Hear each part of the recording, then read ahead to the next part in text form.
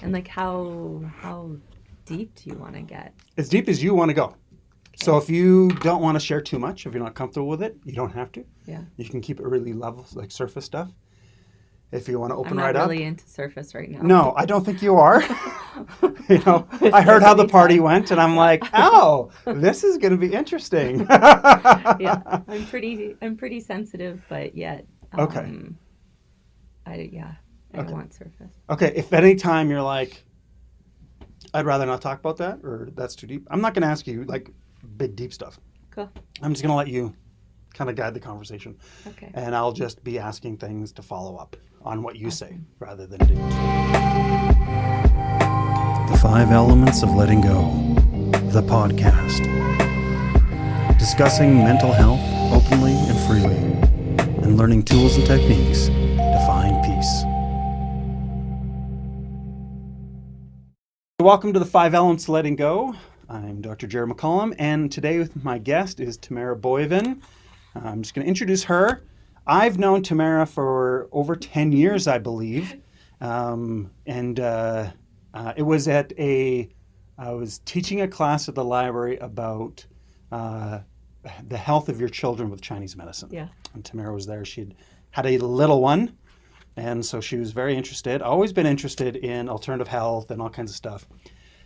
Currently, she is, she's done a lot. One, she's a Kundalini instructor, so she teaches yoga and Kundalini. She's been doing that for some time.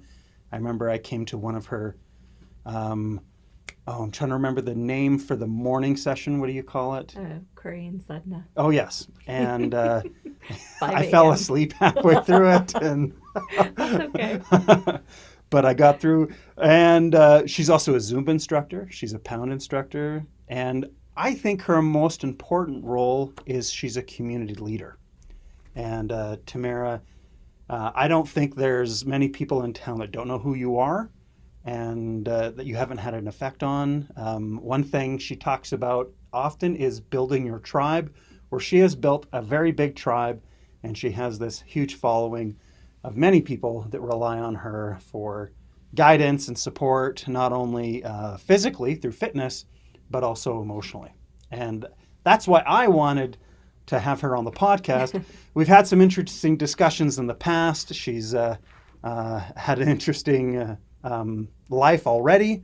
And from my understanding, she's got a really interesting life coming up because there's some interesting changes in her life. Yeah. So I'll leave that for her to discuss. But I like to start off with the same thing each time, Tamara. How do you view mental health in our view of the world, our community view, how we're treating mental health at this moment in time?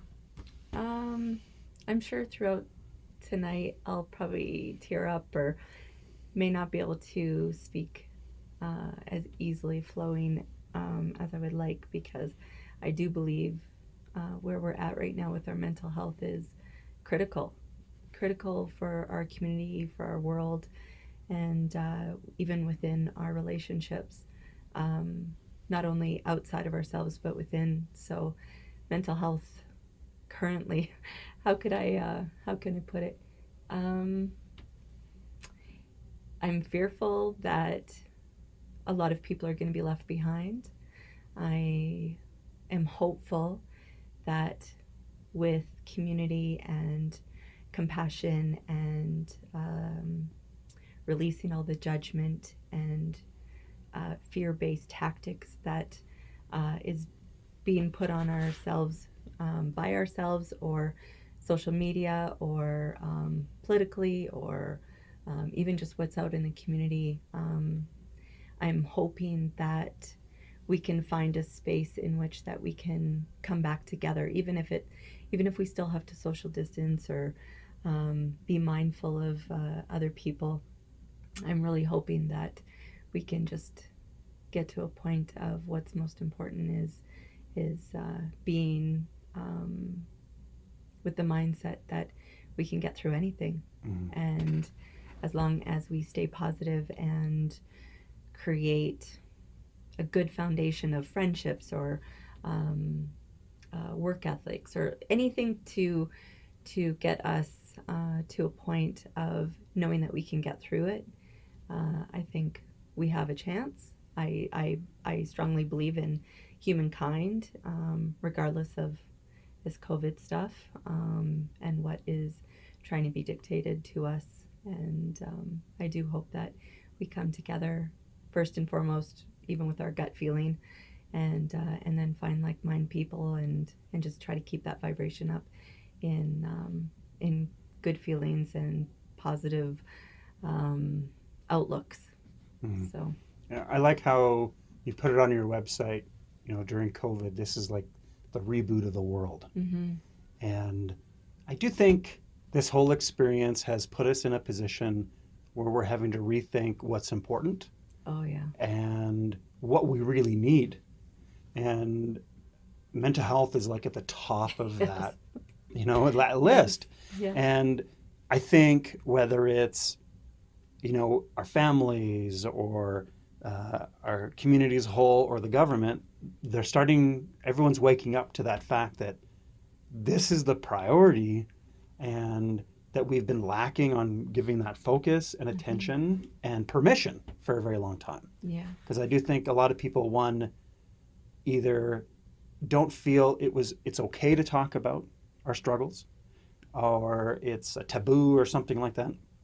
Because, one thing that, I know from, seeing over 4,500 patients over the last 15 years is everyone has anxiety or depression. Yeah.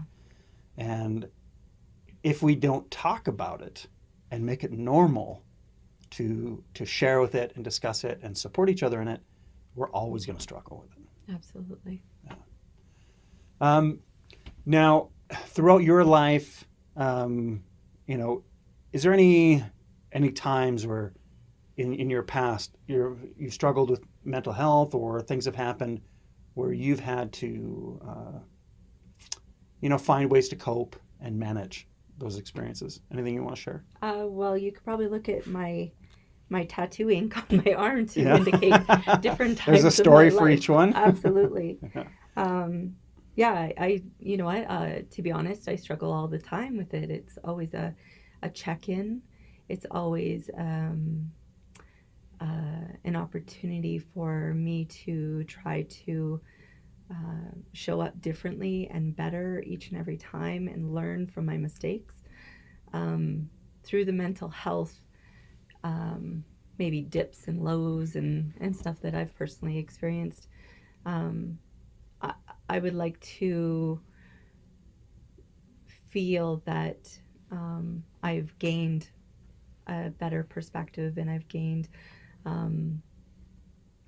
a better understanding of even why we're here or what is our purpose here. And, a lot of times, like, even with your introduction, a lot of people do know me just from Zumba or yoga or community things, but to understand that there's so much more to us. And I've recently, even with what's going on in my own world, the last couple of years, and especially through COVID, I've been, I don't even know how to articulate it. I've been not warned, but even just said, I think people need to see you more vulnerable. Like in those moments that I was being very vulnerable, opening up about a topic that's very important to me and pretty sensitive. And like when they're speaking to me, it's almost like they're saying, because before that you weren't human, you weren't, you always it always looked like you had all your shit. Oh, I can't. No, you can do. You Okay. you can swear. Your here. shit together. No one's going to be offended by the word shit. Well, part of my mental health is my my language. That's how I get through some moments. Yeah. But I don't know where people felt that I portrayed this space of that I wasn't human or I wasn't sensitive or I'm without hurt or loss or disappointment. It's farther from the truth. So Yeah. For myself, I think when I see Tamara, I see someone who, you have such tremendous energy, Yeah. and you're always doing something Hmm. for everyone else. And I think when you can portray that energy, and you always look amazing, you're always working hard, and when other people see someone that has all those things that they wish they had, Hmm. then they put that label and that mask on you that, oh, you're this perfect person, you never show. And it's because I think they get caught up in that image and they don't see you. So I don't Hmm. think it's necessarily that you're not that person. You're not this Yeah. sensitive person. You didn't have those things. People just choose to see what they want to see. Yeah. And I think your tribe, since you're the leader, they put you up on a pedestal a Yeah. bit, and maybe that was part of it. I don't know. The sad thing about being like, there's great things when you're held in that regard, but it's a long way down. Mm-hmm. When you've made a mistake or hit a snag or disappointed somebody. So Yeah. It's interesting. During COVID, like that first month, I didn't do much of anything. I probably just best. I just sat around and Lay low. whatever. Yeah. But it was interesting when I would check in on social media. I noticed that there was quite a difference between the extroverts and the introverts that I knew online. And the introverts were loving it. Oh, they were basking on the glory. Yes. Especially those that don't like to hug. Yeah. It's like, you finally have an excuse. COVID, social distance. Yeah, I don't have to shake hands anymore. This is amazing. I'm like, and I'm a hugger, so. Yes. And I would secretly, during that time, I'm like, sorry, I'm a hugger. I don't care. Yeah. I'm sorry. Yeah. Well, and then the opposite side of it is, those that are introverts really had a hard time. You mean extroverts? So the extroverts, Yeah. yeah, because they need those people around them. They need that stimulus and the energy and the community and that. And how was it for you during that time? It was a huge adjustment. It was hard. It was so hard. It it gave me an opportunity to, again, reboot and realize what my value was that I had put on everybody else showing up in my life. Mm-hmm. And when that was all taken away and stripped down to nothing except like my family and like the core people that were checking in, like I realized how much investment I put on what everybody else thought of me and what my value system was based on them and their perspective. Mm-hmm. And when then that was all taken away, I'm like, how am I showing up in life? Mm-hmm. Like, how is what I do or what I love or who surrounds me, how is that dictating how I move through experiences even, and how I show up for people? And I just, if there's a few things I can say thank you to COVID is one of that, of just realizing that if I don't hold myself in that value or that high regard, why would anybody else? Mm-hmm. And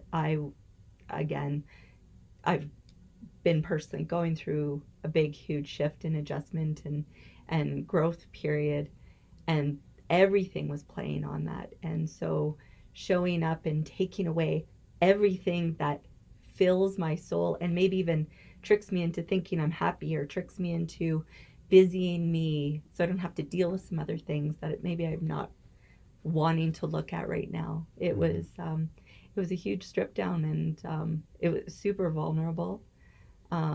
Hated every minute of it at most times. But like even, I would even take 15, 20 minutes if I was really struggling, and I'd cry it out or, do whatever I needed to. And then I'm like, okay, so all you get, girl. Let's move on with our life today. Good for you. So, yeah.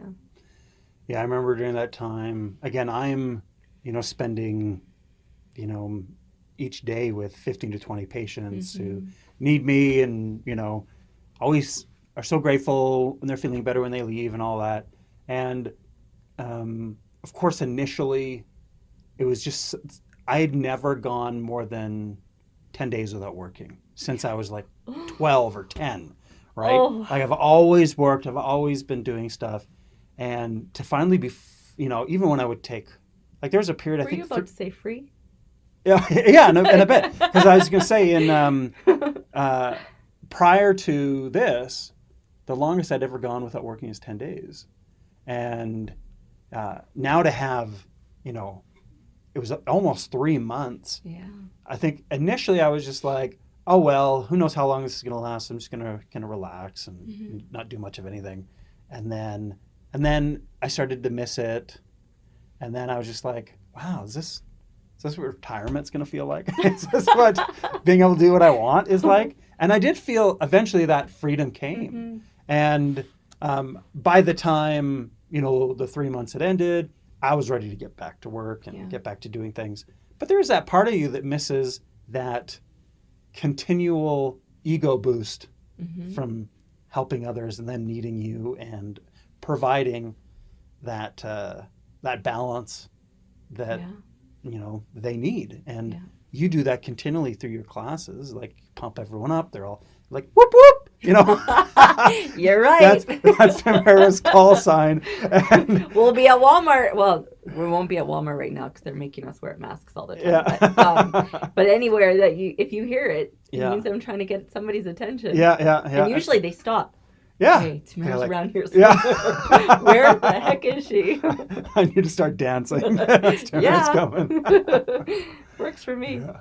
So do you feel like, at this point, do you feel like you're moving on? Do you feel you're kind of healing from that, or is it something you're still working through? Still absolutely working through. I think,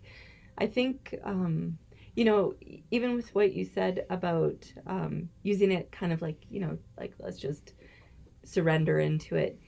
I think if we would have known, okay, you got 3 months, do what you want, within your house. Yeah. But because of everything else that at times felt so scary in those really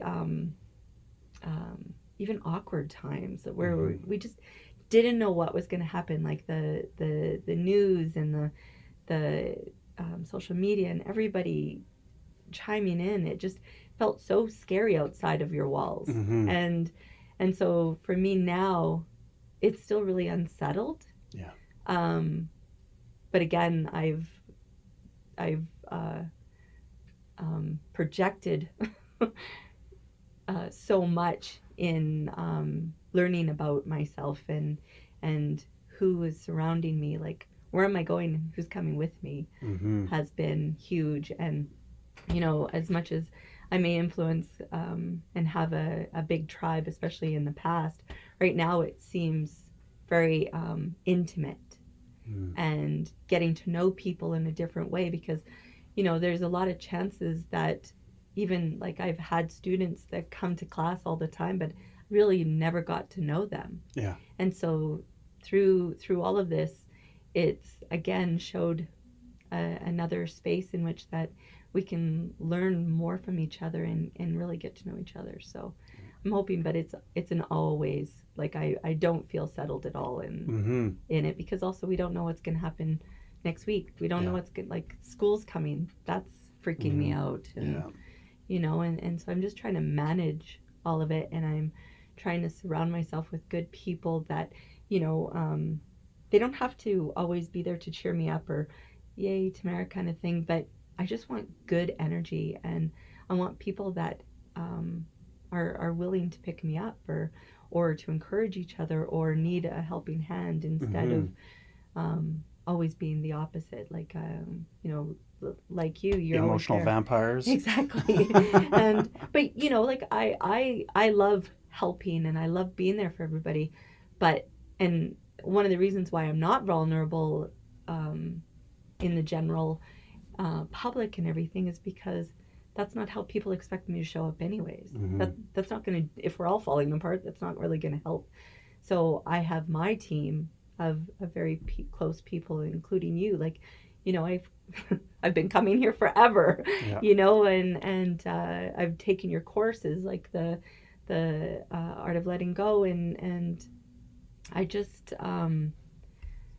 I've found that as long as I have a really good base and people to help me with my mental health, with my physical health, with my emotional health, um, and it allows me to be able to do what I do.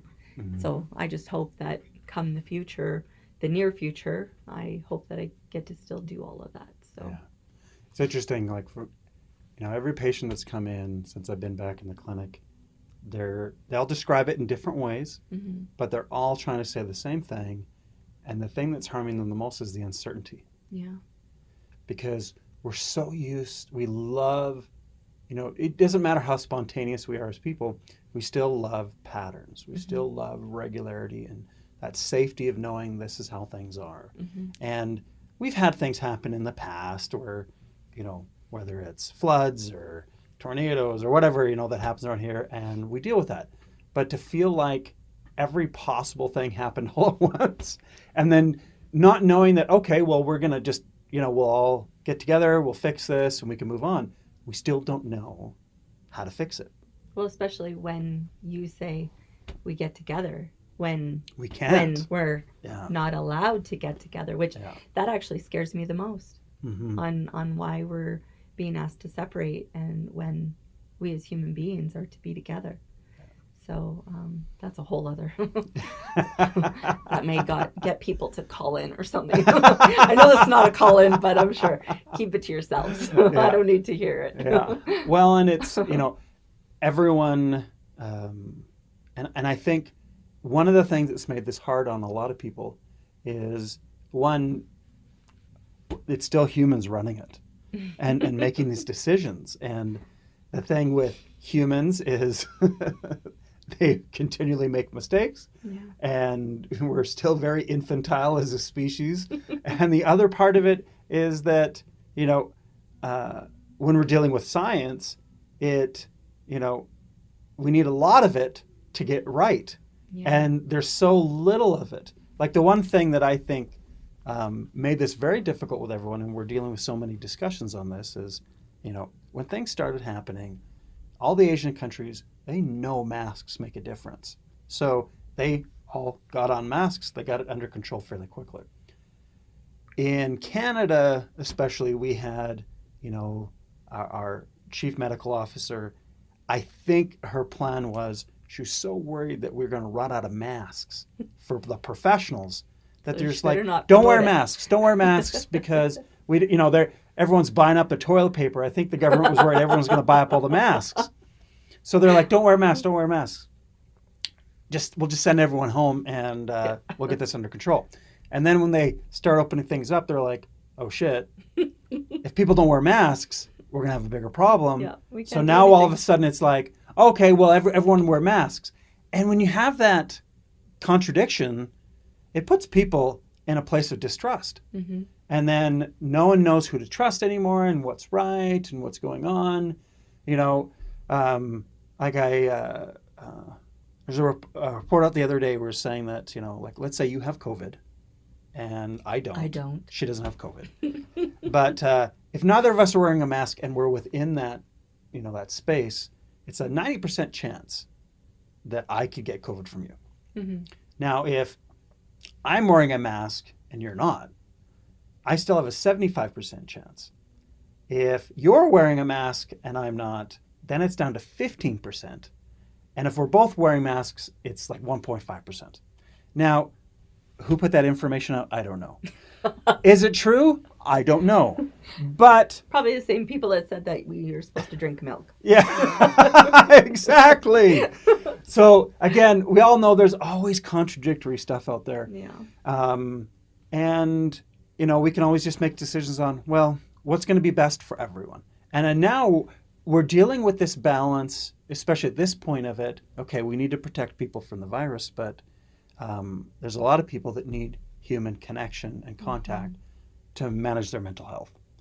So it's a constant battle, isn't it? Yeah. Well, and especially too, if like, who's to say that our mental health, and especially like you can talk about it, is if their mental health is screwed up, their health is screwed up, they're probably going to get sick. Yeah, exactly. Like, how do we keep ourselves high on health and vibration and feeling good and everything when all hell is breaking loose. Mm, yeah. And I just think that's something, I don't think anyone has those answers. Mm-mm. And I think we're all working at trying to find those paths and tools that work for us individually that will fit into the overall umbrella of trying to protect those most vulnerable. Yeah. You know, I'm sure both of us could sit down and go through all the things we think they should be doing to make it better. Yeah.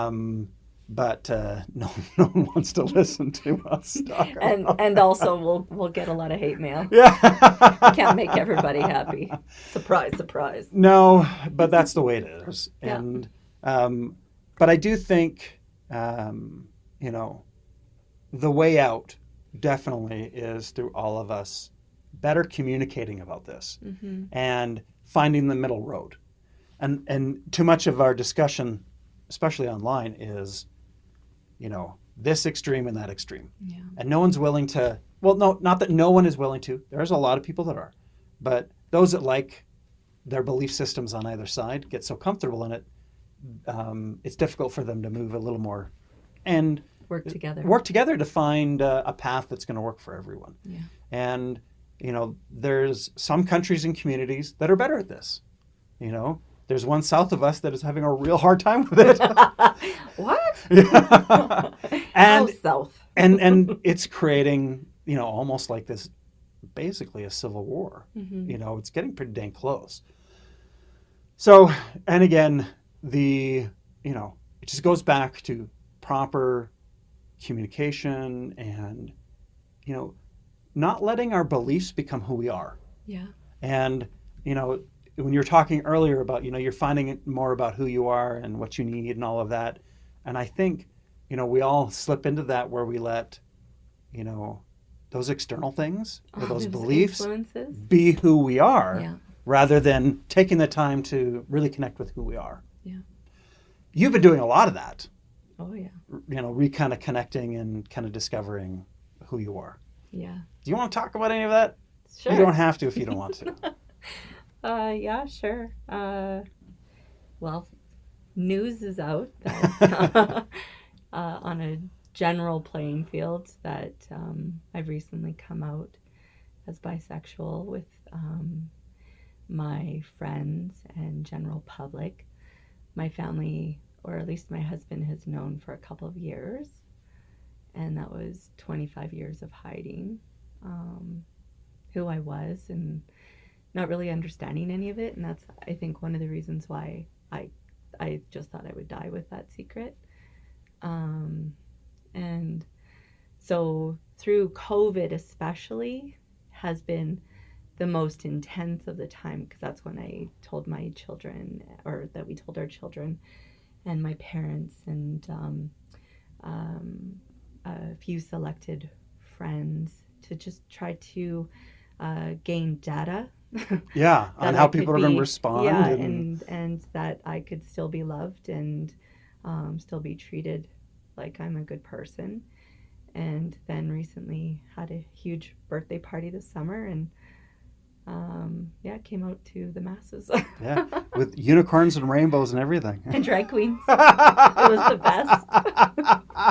It was so the best. It was a wonderful day. And actually, I had thought that like there was a lot of pressures building up to that time. There was a lot of friendships that were going through the ringer or going through a lot of processing through it. They really just didn't know who to trust. I didn't know where I would be safe. And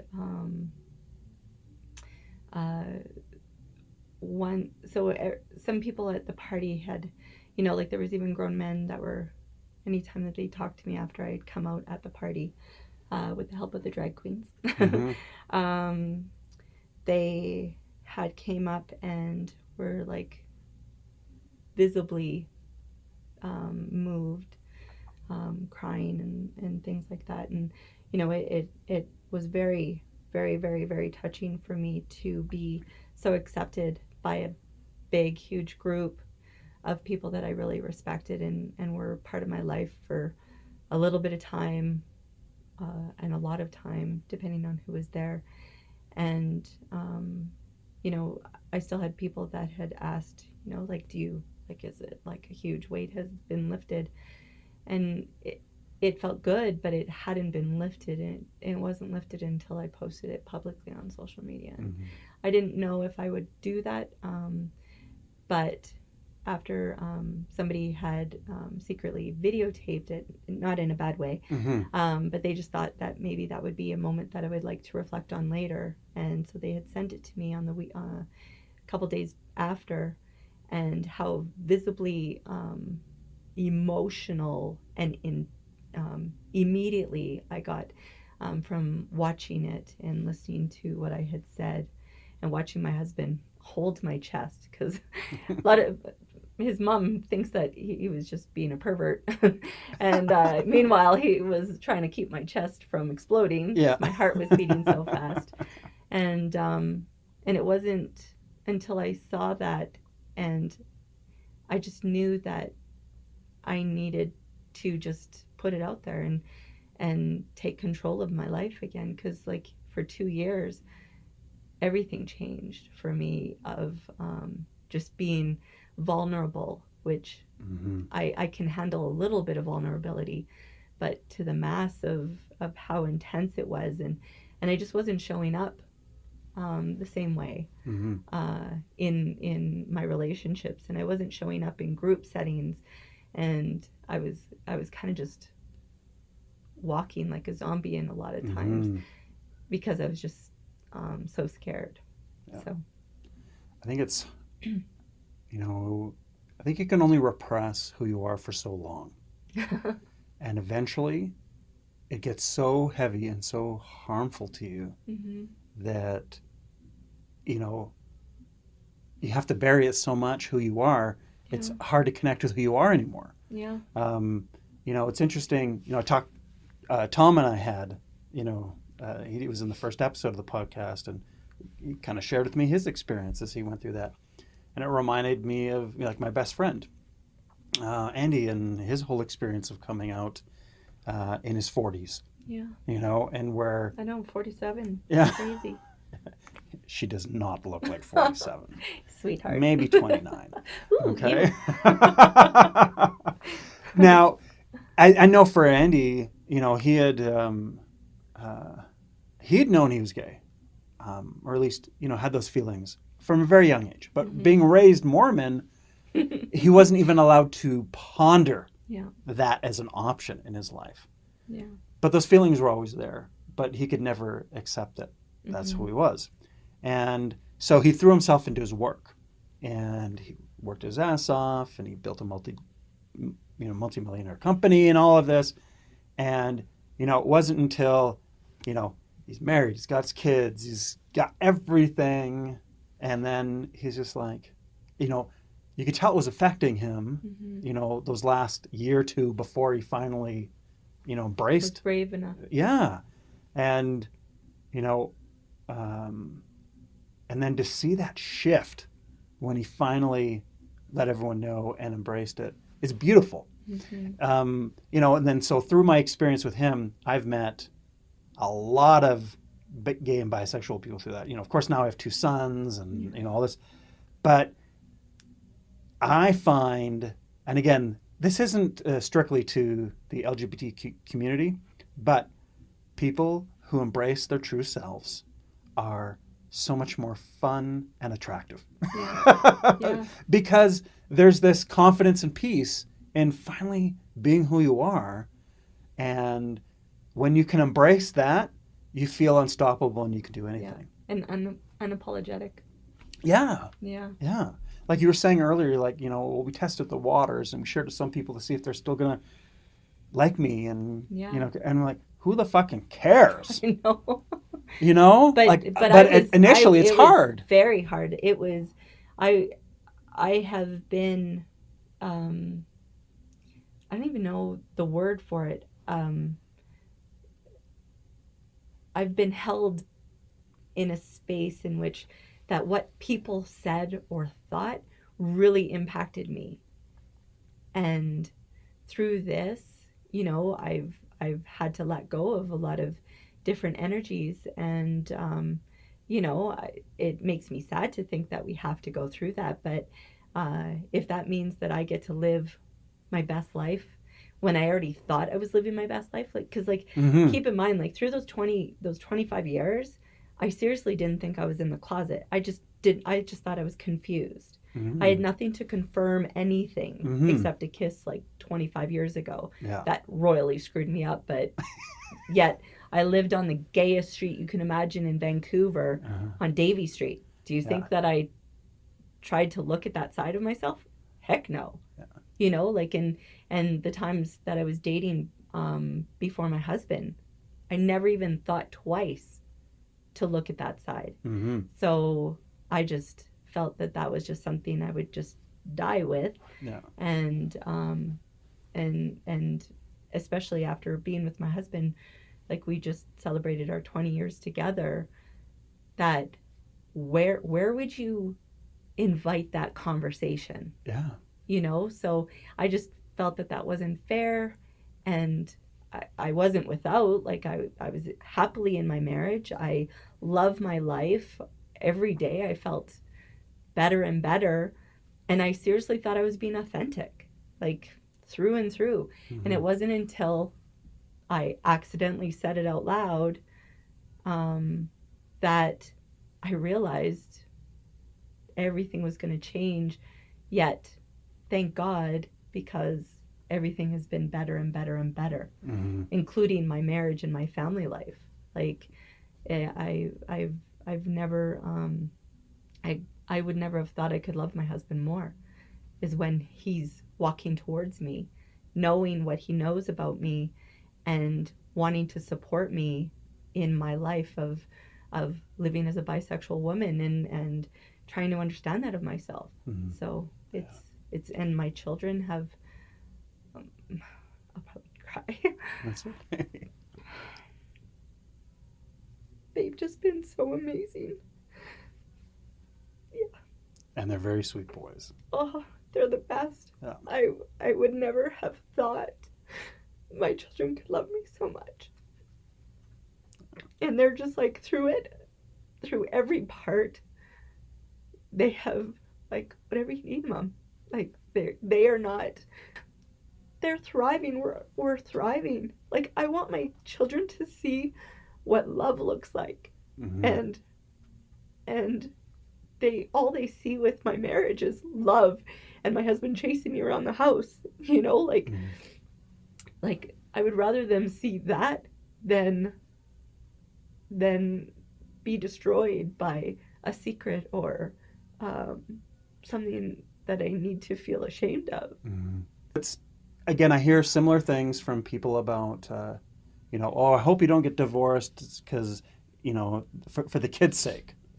I'm like, whether you're coming out to your children or you're letting them know you're getting a divorce, making these decisions don't harm children. Mm-mm. It teaches them honesty, authenticity, and love. And wouldn't you rather have happy people than miserable people, whether they're together or separate? Like, Yes. let's just Yeah. take control of our lives, and create a space in which that you can be proud of. Mm-hmm. And I'm proud of the children that I've raised, and my marriage, and the life that I've lived, and how I show up in life, and especially how I show up in community. And so I think, that space of vulnerability, and that space of worrying about what everybody think, of me, at the end of the day, I want people to remember, do you know my heart? Mm-hmm. Because my heart has never changed. Yeah. It's just understanding that I love more. Mm-hmm. I love bigger, and I can love fully. Yeah. And that love starts with me. And I was being that safe place for everybody else, but I wasn't being that for me. Mm-hmm. through my not coming out, or my not understanding that side, that it would be okay. Yeah. And I would never have thought it could have been okay. Mm-hmm. I never would have thought, if I came out, that I would still have a marriage. So Yeah. Well, I'm proud of you. thanks. I think too, it's when, our life and our experiences sometimes can put us in a position where we can't even entertain those thoughts. Mm-hmm. So it's not so much of you know, oh, I discovered this now. It's, Yeah. you know, like one thing, again, you know, being raised Mormon, you know, the things that I were taught was, well, if someone is gay or bisexual, it's because they were sexually abused or something stupid like that. Yeah, no. And, you know, and that they're not born that way.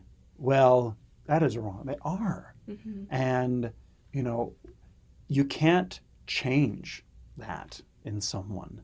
And, you know, and I think because of those beliefs and those teachings and those experiences in our lives, we're seeing, you know, those close to us maybe saying negative things about, you know, gay or bisexual people.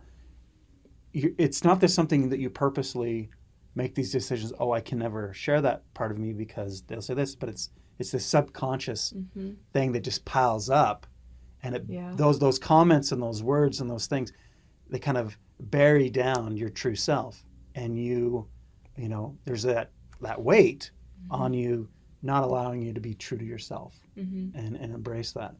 And, you know, it's when we don't allow others or encourage others to embrace those things, we're hurting others. Yeah. It's interesting. I think I've shared this in one of the other podcasts, but my middle son, when he told me, oh, he's like, maybe he's 11 or something. He told me he was pansexual. I love it. And I'm like, do you even know what that is? What's pansexual? I know. Just the other day, I had to look it up because Yeah. it's always changing. So, Yeah. like, what is that? And this is like 5 years ago. Yeah. And I'm like, That's awesome. oh, what is that, little buddy? And he's like, oh, well, it just means that I just love whoever I love, and that you know, it could be a boy or a girl or transgendered yeah. or whatever. And he says that that's you know, that's who I am. And I think it was like a year later, his first boyfriend was a transgendered boy. And later on, he now he's like, no, I'm pretty sure I'm gay. Mm-hmm. Okay, I still think there's room for him being pansexual if he finds the right person, right? But to know that, I'm like, first, where did you learn this? Thank you, internet. I love it. But at that age, to be able educate us. to express that, and he said to me later, he says, you know, Dad, in like 10 years, no one's going to care about gender. It's not going to be an issue. No one's going to care who's a boy, who's a girl, and who they love. Mm-hmm. It's just, people will just love who they fall in love with. And everyone's going to have different tastes and different, like, I saw this thing on the internet the other day, and it was like, it must have been like a dozen different flags, right? Yeah. And so there's the you know, gay and lesbian flag, and then there's the transgendered flag, and then there was all these other ones I'd never heard of. Polyamory. Yeah, and asexual, and all these different types of asexuals, and it was kind of, I'm reading through it, and I'm like, which one's my flag? And I want a flag. I want a flag now. But it's interesting. I think we are, and this is how we work as humans, right? Yeah. We like to label everything. So we've got all these flags. Pretty soon there'll be so many flags that everyone will be like, well, it doesn't matter anymore. Yeah. You can just do and love and be who you are. And, you know, things are going to be so much different when that comes, eh? Yeah. When that time happens, and people will just be like, you know, all these kids, like, for me, to see how much it tortured Andy, mm-hmm. you know, and that he wasn't able to talk to anyone about it until, you know, he called me up and let me know about it. To, you know, have two boys to just be able to just love them. Never have to question who they are, but just like when my oldest son, you know, told me that he was having a relationship with a boy, and he's bisexual. Mm-hmm. So, you know, I think he, you know, guys are just hornier, so it's easier, right? You think so? Oh yeah. And but I do think he would like to date girls too, right? Yeah. Like he's kind of in both. But to just him just to open up and tell me so much so freely, and you know, I set him up on text with Andy and Ben, and That's so awesome. letting him kind of talk about it, because I said, Yeah. buddy, I only know what they've shared with me, so I can show you so much, but again, I'm not in the community, so if you ever have any real questions on that, you can ask them, but share with me anything you want. And we took him out, we bought condoms and lube and all this stuff, and he's like, what do I need lube for? And I'm like, well, dude, let me tell you. Let me help you out here, buddy. But I was just blown away that he was able to share that with me, and I'm like, man, what would his experience be like if I hadn't already built up that trust for him to be able to do that. I want that for every gay and bisexual and LGBT kid, because again, suicide rates on anyone who's having to suppress who they are is crazy. Like, I mentioned this to Tom, I can never really compare my experience with someone who's coming out as gay, but I know what it's like for decades to have to pretend to be someone else. And with my religion, trying to fit in, trying to be what everyone expects of you, when I hated every minute of it. And it was just never who I was. And to finally, kind of... And you would have to go against everything in order to change that. Yeah. And I lost a whole community because of it. And, I have siblings that still don't talk to me. And, there's other things. And it's just like, well, it was tough going through all that, but man, do I ever feel better? I know. And there's just this trust in yourself and this acceptance and this peace that comes from it. Well, for me, I found, I through those, especially for the first year before many people knew, after telling my husband, because before that I never told anybody, and never even told a friend about the kiss 25 years earlier or anything, and never spoke to that person even that happened with. Like, it was never spoken of, and not because I didn't want to. I tried to write them a letter and never got a reply back. Hence, that was way before email and computer. Well, I'm sure that we had computers, but I didn't. But to try to go back, because there were so many times that in the first year, especially with my husband, I would struggle because I was like, why couldn't I have gone through all of this before, so he knew that I could come to the table and say, this is who I am, this is our whatever, like, do you want to go forward with me, instead of being with me for 18 years and then finding out, hello, there's another side that I would like to understand. But to think of what was going on 25 years ago, like, as much as I lived on the gayest street in Vancouver, it was a very sacred space in which that those people tried to live authentically and freely. It was still very scary even back then. Oh, yeah. And then even, the criticism that people and the slander that people do and the horrible things that people say, like, I understand why I didn't have a chance to understand that side of me, and I just closed it up. But, leading up to me accidentally saying it to my husband was a lot of intense things were going on. I was helping somebody through a really hard personal time.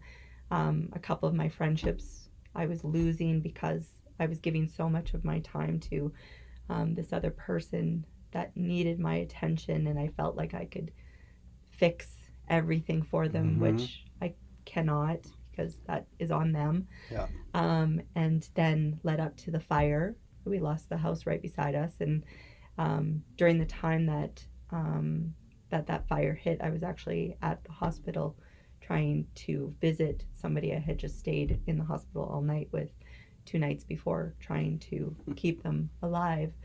And because their mental health was not as ideal as they would have liked at the time. and to find out that I had about 6 or 7 boys in my basement, all with headphones and their screens, because that's how they all showed up with their monitors, and they all played video games. And the only reason that they got out of the house when they did was because the power cut because of the fire next door. And my oldest son came upstairs to go, what the heck's going on, and saw the fire and got them out and got them my safe. goodness. And 2 weeks before that, we had just resided our house and decided to go with the James Hardy board, which is a concrete board. Everybody get James Hardy board. It was the only thing that saved our house. We still had $25,000 worth of damage. Lost all of our backyard furniture inside of our house, other than this beautiful brand new siding. Everything else was melted and charred, and it went into the attic and everything. And so that played a huge role into what I was dealing with, because I was just like, here I was always doing something for everybody else and making sure that they were good, but yet I could have lost everything that day. Yeah. And then, and then some of my relationships were, I was struggling. I was barely staying afloat. And a student came to me at the beginning of September, and I didn't know what she did. And she's about 65, and she goes, you need to see me. And I'm like, okay. And she's like, I'm like, I don't know what you do. She's like, you need a session with me. And it was like this Reiki and all this crazy, amazing, can't even understand what I went through. And it was all about my throat chakra, which I've always known. Like, I always get, you've treated me so many times for bad cough and all the issues with my my throat. And even like now, I'm always raspy. And I just thought it was my communication with my children. And she just said, it's going to work its way out over the next few days. And surprise, surprise, it did. And then I'm like, oh my God, what have I just done by telling my husband? So and the throat chakra is all about speaking your truth. Yeah. And here it was. And I've always thought I was speaking my truth. Like, again, I thought I was being authentic. I thought, I knew that it's always an area of work that I need to do. But I was never scared of it. And nowhere in my everyday was I thinking about it. So just the fact that all those things played out, and it was like a pressure cooker. And it was very interesting. But I would never change that moment, because like, as much as we may struggle and still have some really ups and downs and everything, trying to understand this I don't even know how we want to move through life now. I still am just so grateful that I accidentally said something and intentionally voiced what I needed to voice. I don't know how much of it was accidental, because I do think that, previously there's those feelings there, but you didn't feel safe and, in that position. And I do think, all that time with Brent and his love and support may have put it in a position where you're like, I finally feel safe. Without knowing. To voice this. Without knowing, consciously knowing that's what's going on. Yeah, he honestly is the best human being I know. And I know a lot of amazing human beings, and without his love and support and willing to ride this wave of life with me. And I through all of the challenges, and you've seen us through lots of our challenges, business wise and emotionally, and that as a family and everything, I just couldn't have picked a better person. And everything has, I thought all of our struggles were all these things in which that I was working on for him, and then now the roles are reversed. He's showing up for me. And he's had a good teacher. Oh. Yeah. I don't know how graceful that teacher has been, even in the last couple of years. But it shows a lot of not only love but trust on his point. you Yeah. know, and he's done a lot of work on himself over the last Oh few my years God, too, right? yes, he is. So I think he's in this understanding and this open-mindedness to know that, you know, um, you know, true peace comes from embracing the truth Yeah. and, you know, following your true Tao, your true path.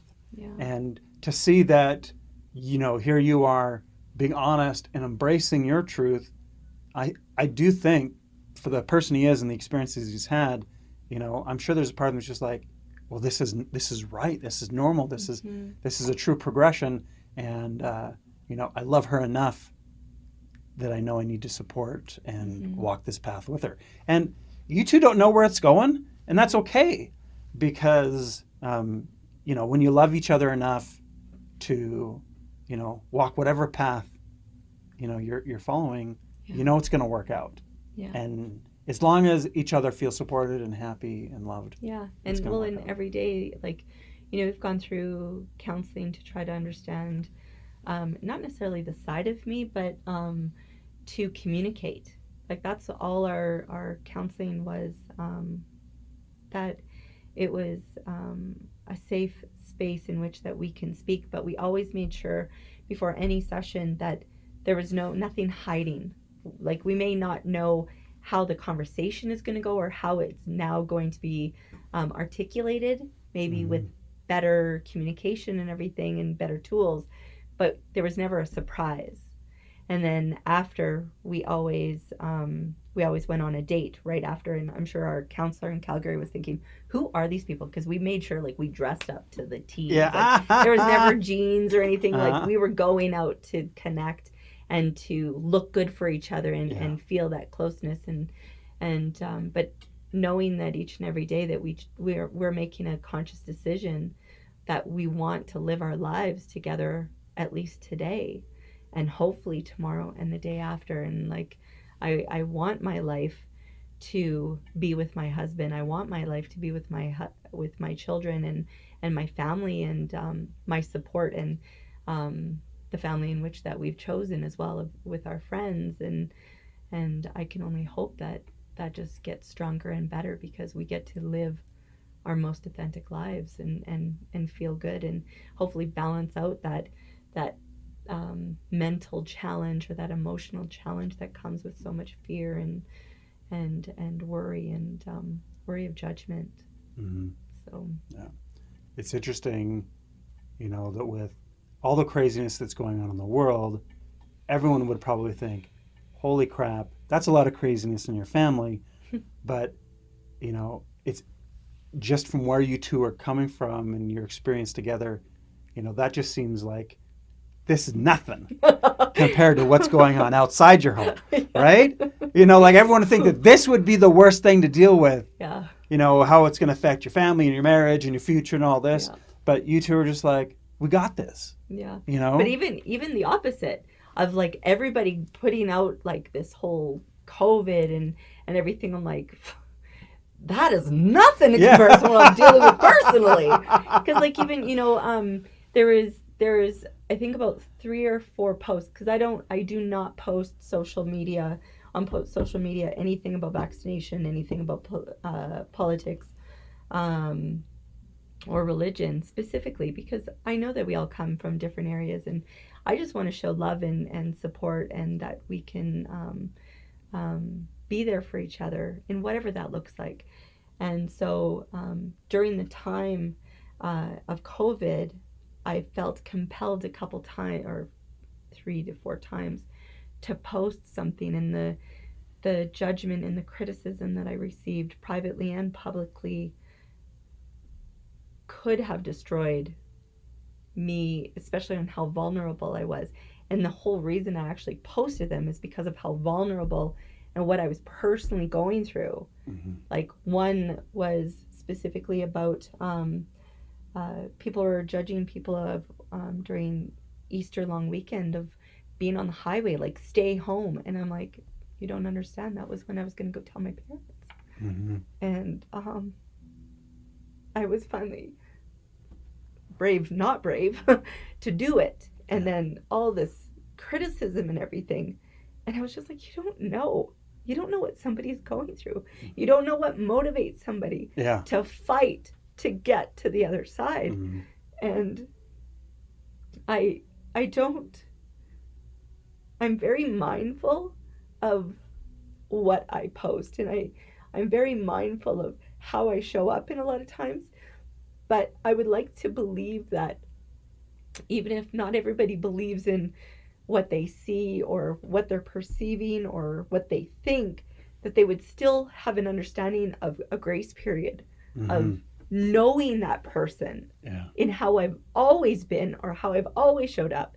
And then I'm not being neglectful and I'm not being reckless and I'm not in whatever I post or do or say. But we are human. Like we're human and we're going through human things, you know, and for me, like the COVID, yeah, like it just brought me and my husband even closer together because it just allowed an opportunity of really remembering what's important.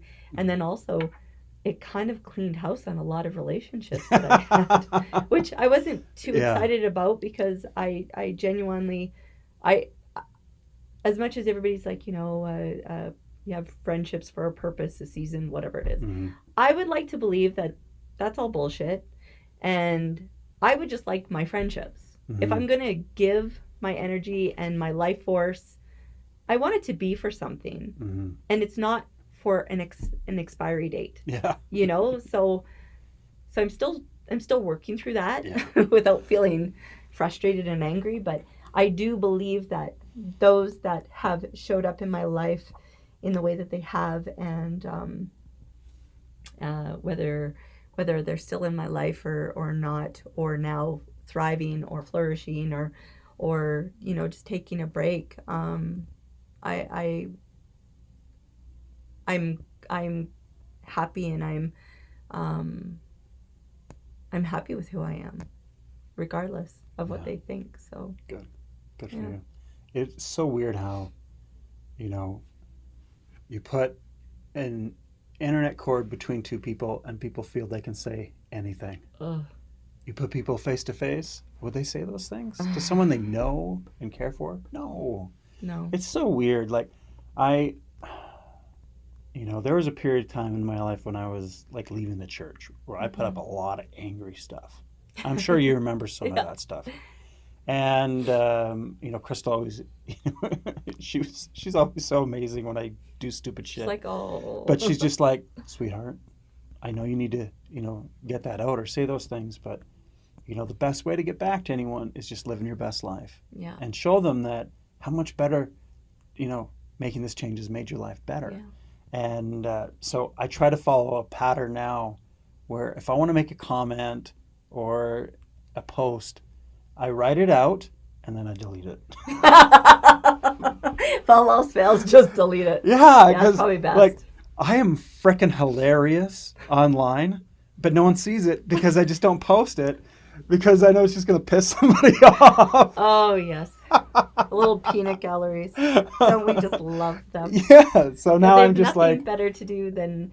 You know, I it's interesting on why people are motivated the way that they are in the hurtful things that they say, or just move on. Oh, I know. Freaking post. Just move on with your life. You don't like what we have to say, delete us. I don't care.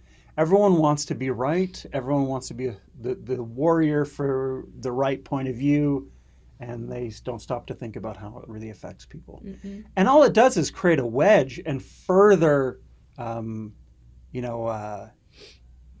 like support and build up your beliefs. Mm-hmm. It doesn't help change anyone's minds. No. The only thing that can help people kind of meet in the middle is when you're like, oh, okay, well, why do you feel that way? What's happening? Okay, well, I can see that. This is how I feel about this. You know, when you can kind of share those things, like I had last podcast, I had a really good discussion with Tim Cortice, mm-hmm. okay, and he's a freaking pastor, and I'm an atheist, and we had a really good discussion about religion. And you should be able to. Yes. It's creative and colorful. Yeah, without me, judging him for his beliefs doesn't doesn't help us in a Mm-hmm. relationship and us growing, but to find the good that comes out of his experience and how, those experiences and the lessons he's learned and all that, how they can benefit me and vice Mm-hmm. versa, and meet in the middle, and that we both think that humans are inherently good, and Yeah. that, And you probably have more in common than you'd think exactly. because you're open to each other. Yeah. Yeah. And so, again, that, you know, I really hope that, over the next few years here, we either get tired of social media, like we did with reality TV or other things, or MTV, Yeah. and we move on to something a little bit more healthier and supportive, and a better way to communicate. Yeah. I just think everyone has these like snap judgments online, and they feel they have to get out there and share that. And Well, I think that I'm not that I'm perfect, because I've done it in the past. Yeah. But I think that there's a lot of hurt and even miserable is not the word, but there's very, very unhappy people out there, and I get why they're feeling the way that they are, but how about, like, let's just show love, or say, I'm hurting. Yeah. In like, hurt people. Yes. Stop it. Exactly. Stop it. Yeah. Because it's that when they're suffering, misery likes company or whatever, it's like, have you read some Eckhart Tolle? Mm-hmm. Yeah, his The Pain Body. I haven't read that one. Okay. So in The Power Now, he talks about the pain body, and how whenever we have suffering in our lives, that experience adds to our pain body. Yeah. So it's like this little, monster within us. And every time we suffer, and again, suffering is dependent on our perception of what suffering is and what we're going through, and, whether we label it as suffering. Mm-hmm. So if we feel we're suffering, it adds to this pain body. So when we are suffering, when we're triggered one day and we're feeling suffering about something, someone's made us suffer, said something that hurt us or whatever, then our pain body like awakens. Yeah. It's unconscious most of the time, but when we experience suffering, it wakes that up. Yeah. And it can't feed off our own suffering. It can only feed off the suffering of others. Oh, lovely. So it has to pick and push your buttons and say all these nasty things To be fed. to make you suffer so it can feed. And when it is awake and it is doing these things, it's not conscious. Yeah. There's so many times where, people will say, why are you with that asshole? And it's because majority of the time they're a good person. Yeah. And then, there's times where this other person comes out, but I can fix them, or I can make it go away, or whatever. And in some cases, if we understand that and they're willing to change, yes, they can. Mm-hmm. But in really abusive relationships, they don't understand. And, that pain body comes out and it'll hurt and push, and it knows you so well. Mm-hmm. It knows exactly what to say to trigger you. And then when they see you in pain, it feeds. And when it's full, it goes to sleep, it's unconscious. And then all of a sudden they're like, oh my God, I'm so sorry. I didn't mean to say that. I don't know why I did that. And they're so apologetic, and they're really hurting that they hurt you, but they don't know why. Yeah. And online, it is so easy for them to react to that suffering and make others suffer by just saying just the right thing to piss you off. I know. I was accused of spreading fear and judgment during COVID, yet majority of my posts were of me still running classes online. So I was supporting all my people so they can keep their mental health up and feel good.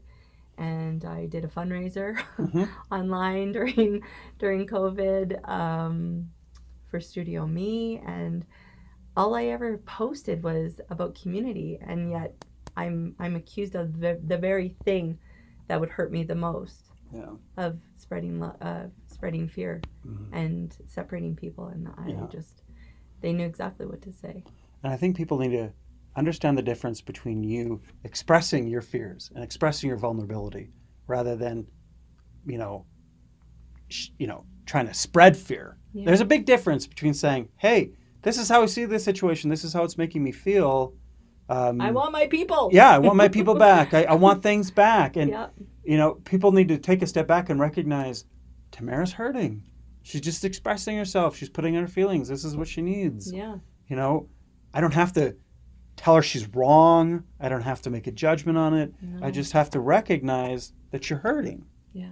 And, Or if you don't, ask. Yes. What's going on? I Yeah. saw your post. Yeah. Are you What's okay? really happening, or what's going on? Yeah. No. And again, this is why I want this podcast, Yeah. because we need, as a community and as a world as a whole, become better communicators and understand the pressures we're all under and the pain we're going through and how we can support each other better.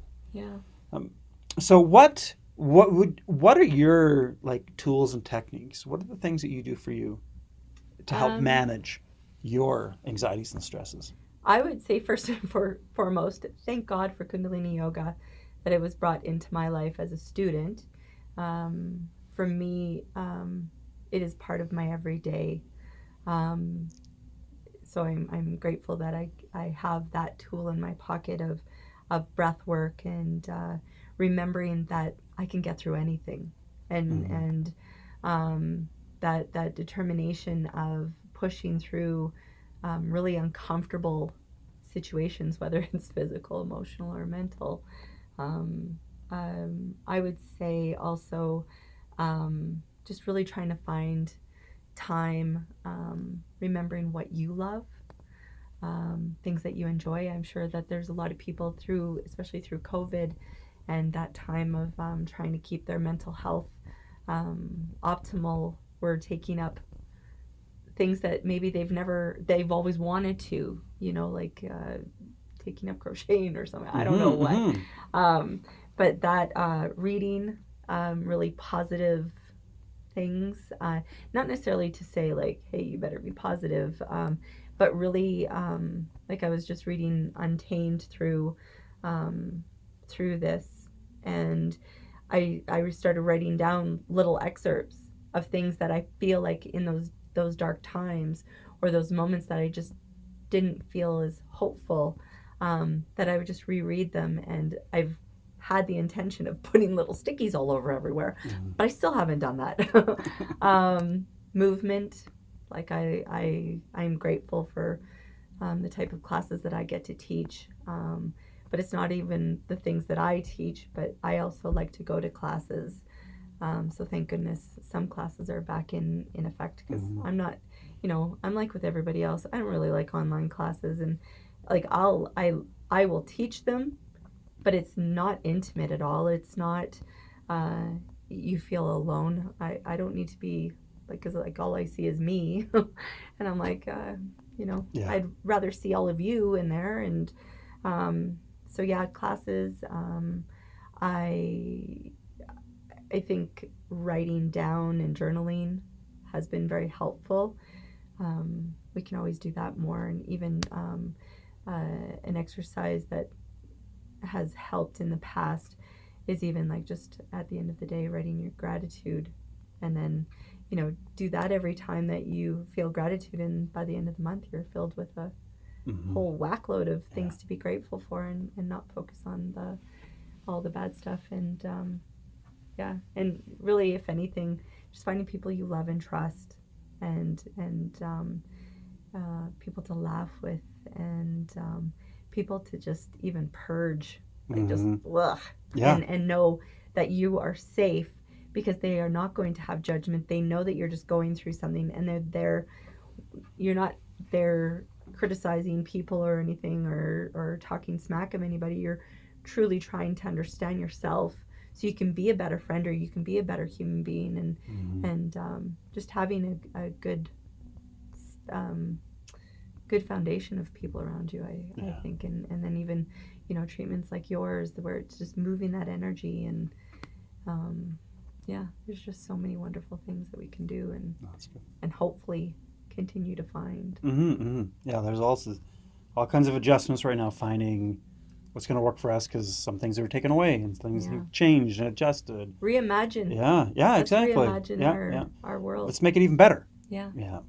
It's interesting. I think, a lot of the nasty comments online, it'd be interesting to go back and check, during that window where everyone was watching Tiger King. Who do a survey? 'Cause When you were saying it's this, such negative stuff, right? And again, like I remember I was watching a while back. I started watching Sons of Anarchy, that my biker gang husband show. is just starting to watch it. Oh, I had to stop I won't watch it because I was feeling so angry and negative watching it. And I'm like, I just can't watch this anymore. Like, It's like this is bringing out this affecting me. nasty person out of me. And I think, we're all trapped. Yeah. We're all scared, and then this like the most negative like reaction based show. Everyone's watching it. We're all talking about it. Of course, everyone got all nasty and weird for a while. Well, and even too, you were saying misery loves company. Yeah. Like, who is around you Yeah. is going to directly affect your mentality and your how you perceive the world and everything. And like, I can't buy into that program anymore of surrounding yourself with people that are miserable. Mm-hmm. Like, let's change it. Yeah. What are you doing about it? Yeah. And so who knows? Yeah. Like in the course, I talk a lot about how there's some people who just react all the time. Mm-hmm. I call them nuclear reactors. And then there's responders or first responders. And a nuclear reactor just reacts immediately to everything, every stimulus they have. Mm-hmm. Have to get out their judgments and get out their crap. And, responders, they get that stimulus. They take a moment to think about how they're going to respond, who they're responding to, Mm-hmm. the experience. They don't let their emotions get control of them. Like if you ever watched a fireman or a paramedic, they are like on, they're focused, not reacting all the time, and they're not emotional, and they're getting it done. We don't see that as much with police in videos we see online. I'm not saying they all are like that, but you see the difference between when people respond emotionally. You're disrespecting me. You're not listening, so I'm going to freak out. Rather than where they come in and they're like, this person is pain or they're on drugs or whatever, and they're just like, my sole role is to support and help this person live. Yeah. And if we can all become responders, first responders, and think that everything I do and say is there to support and heal others. If we can all take that approach, then we can drop the judgments and drop the pain and the hurting and focus on our reactions there to support and bring life to this person? Mm-hmm. Or am I just, yelling and belittling and judging someone who's on the ground choking to death, who's suffering, and I'm just like, I'm too, caught up in my head about, you're wrong, and I'm going to tell you why you're wrong, rather than, oh, they're hurting too. Yeah. Well, have you experienced the Tasmanian Devil, where they come through town and they freaking have just created a mess? Yeah. And then they come out on the other side. Whew, that was great. And you're like, do you not see what you just did? Yeah. And they feel better. Yeah.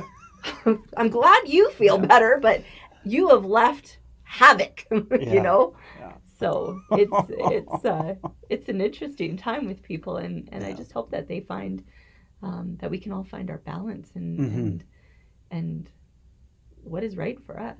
Yeah, it's interesting. Like at the end of the course, I always teach about how there's two things we all need to give up. Number one is judgment, and number two is competition. And once we've let go of those two things, now we have space to receive gratitude and service. And really show up. Yeah. And when, I always feel like those are the steps to enlightenment. Letting go of judgment and competition and embracing gratitude and service. And you are an example of that.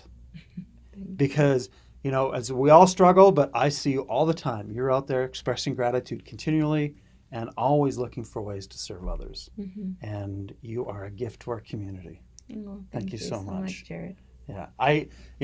Thank you for being so open and honest and shedding some tears. And, as hard as that was, I do think someone's listening and they're going to be like, wow, she's gone through what I'm going through, or, I can only hope so. yeah.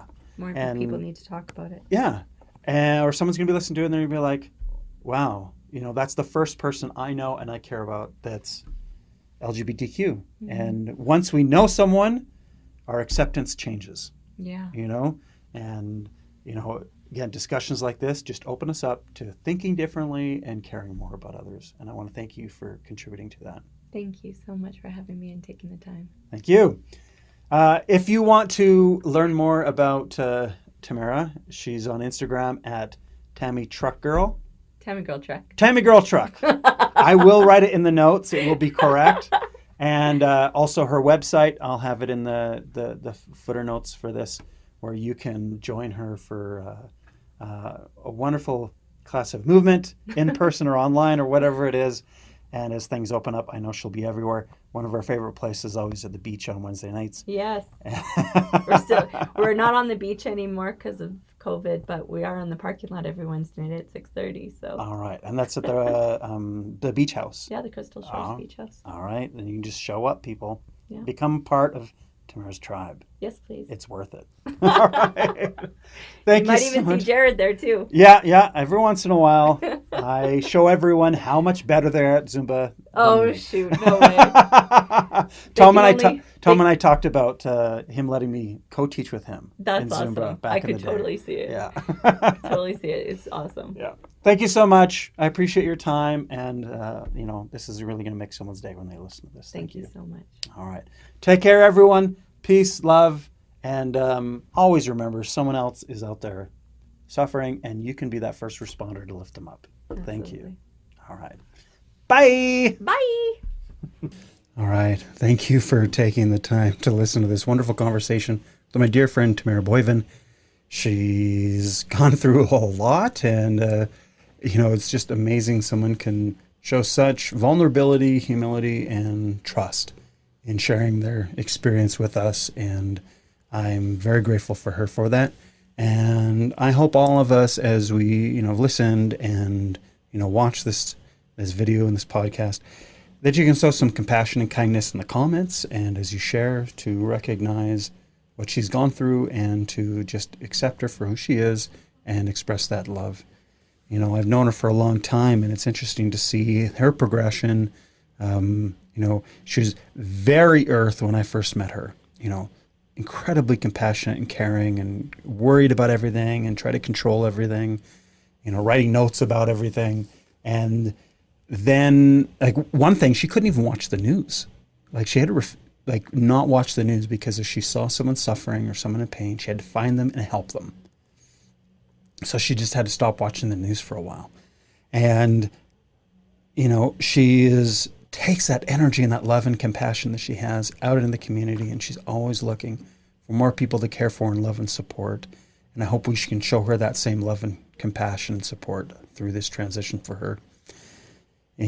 She's developed into a very balanced earth fire person. She's got that caring and compassion, and but also she's got that ability to lead and that need to be in front of people and to guide. And she's got lots of charisma and passion, and a very balanced fire earth. And I love what she does with her energy and her time. And, if you want to learn more about your personality type and more about the 5 elements, check out my course, The 5 Elements Letting Go. There's links in the comments and in the information on the podcast. Or you can always go to jaredmccullum.com, and all the information is there. There's a quiz that you can take to learn what element you are, and of course to go through all the elements, understand the purpose of emotion and how to let them go in healthy ways, and just understand more about how we work and how we can turn this energy of emotion into positive change in our lives. And I'm very excited for you to join me through that and to coach and guide you through this process to gain greater clarity on your emotions and more balanced mental health. Thank you so much for listening. We love you all. Peace and compassion. And hey, get out there and be that, that support for someone else. because we all need each other. Thank you. Have a great day.